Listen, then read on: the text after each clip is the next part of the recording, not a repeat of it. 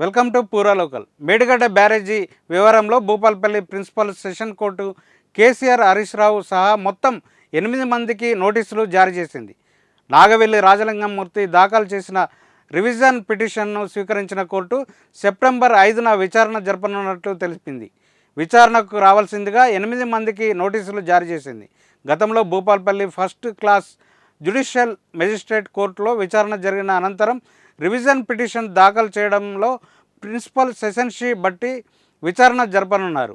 మేడిగడ్డ బ్యారేజీ డ్యామేజీపై గత ఏడాది అక్టోబర్ 25న స్థానిక పోలీస్ స్టేషన్లో ఫిర్యాదు చేశానని, ఆ తర్వాత జిల్లా ఎస్పీకి డీజీపీకి కూడా కంప్లైంట్ చేశానని, ఎఫ్ఐఆర్ నమోదు చేయకపోవడంతో పాటు ఎలాంటి చర్యలు తీసుకోనందున కోర్టును ఆశ్రయించానని నాగవెల్లి రాజలింగమూర్తి ఆ రివిజన్ పిటిషన్లో తెలిపారు. విధి లేని పరిస్థితిలో హైకోర్టును ఆశ్రయించానని, ఆ తర్వాత రివిజన్ పిటిషన్లు జిల్లా కోర్టులో దాఖలు చేయాల్సిందిగా సూచించడంతో ఇప్పుడు దాఖలు చేయాల్సి వచ్చిందని రాజలింగమూర్తి తెలిపాడు.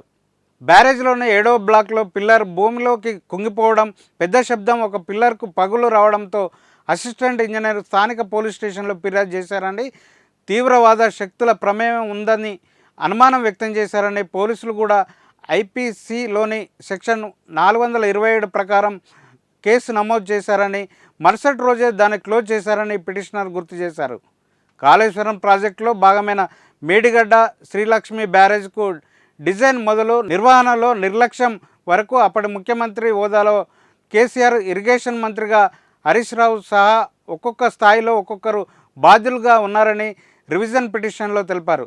పిటిషనర్ ప్రతివాదులుగా చేర్చడంతో ఈ 8 మందికి భూపాలపల్లిలో ప్రిన్సిపల్ సెషనల్ జడ్జి నోటీసులు జారీ చేసింది. సెప్టెంబర్ 5న విచారణ జరగనున్న నేపథ్యంలో ఈ 8 మంది హాజరవుతారా, కేసీఆర్, హరీష్ రావు హాజరవుతారా అనేది ఆసక్తికరంగా మారింది. ఇది ఇప్పుడున్న అప్డేట్. మరిన్ని అప్డేట్స్తో మళ్ళీ కలుసుకుందాం. చూస్తూనే ఉండండి పూరా లోకల్.